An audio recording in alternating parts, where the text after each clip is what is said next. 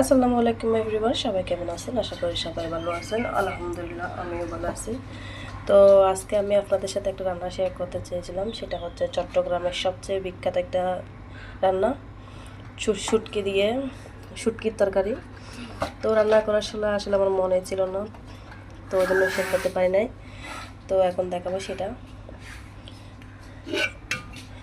এটা হচ্ছে আমাদের চট্টগ্রামের সবচেয়ে এক মজার খাবার, শুটকি দিয়ে রান্না করা হয়। আসলে যে যেরকম শুটকি দিয়ে খায়, কেউ চুরি শুটকি, লোট্টা শুটকি, অনেক শুটকি আছে, সেগুলো দিয়ে খায়। এটা আজকে আমি বিচি দিয়ে রান্না করেছিলাম, বিচি দিয়ে, টমেটো দিয়ে, তারপর হচ্ছে যে বেগুন দিয়ে। তো এটা অনেক মজা হয়েছে, দেখতে অনেক লোভনীয় লাগছে।